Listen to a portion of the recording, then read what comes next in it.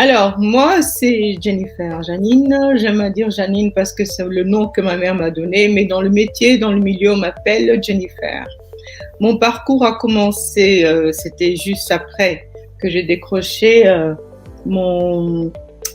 je faisais en fait, je voulais entrer dans la traduction et j'hésitais entre le monde médical et les langues. Et pour finir, j'ai opté pour les langues. Donc, je suis partie à Zurich pour la faire brève. Et ensuite, quand j'ai eu mon diplôme, il se trouve que j'ai rencontré cette chanteuse qui s'appelle Victor Laszlo et qui, elle, en fait, m'avait dit, écoute, si tu veux travailler, moi, je peux te présenter à une maison de couture. Et donc, c'est comme ça que les choses ont commencé. Mais celle qui m'a incitée à commencer à travailler, en fait, c'était ma sœur qui me disait, trop timide, je dois un peu sortir de ma coquille. Et elle m'a présenté un photographe. Et j'ai fait des premières photos là. Et du coup, devant la caméra, bon, je jouais et les choses se sont passées.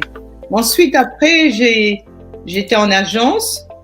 Et cette agence m'a fait travailler pas mal sur la Belgique. Et puis ensuite, je suis partie sur Londres.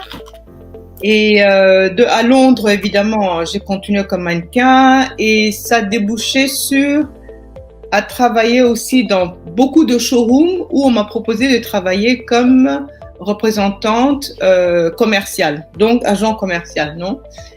Et suite à ça, je suis devenue aussi buyer. En évoluant, je suis arrivée à cette boutique de chaussures de Armando Polini où j'étais devenue buyer pour la boutique de Londres. Donc, on se déplaçait en Italie 2 fois par an pour ça. Et de là, je suis devenue buyer, image consultant, style coach, et puis ensuite backstage management, backstage organizer. Et récemment, donc en 2020, il y a eu un arrêt Covid. Avant la période Covid, j'ai organisé un événement de mode sur Milan. J'avais envie d'introduire un peu des stylistes d'ailleurs pour les amener ici en Italie.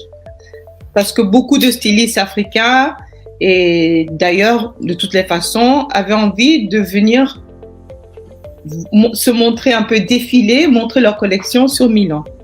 Et puis, il y a eu Covid. Fin de l'histoire.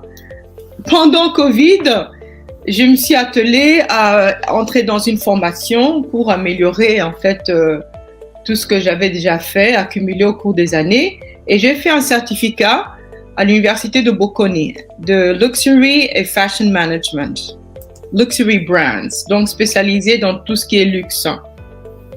Et suite à ça, j'ai eu envie de créer une ligne de vêtements. Et j'ai commencé par quelque chose de très simple, puisqu'on est en lockdown. J'ai commencé tout simplement à dessiner moi-même, à créer. Et c'est comme ça qu'est né Ushindi Street.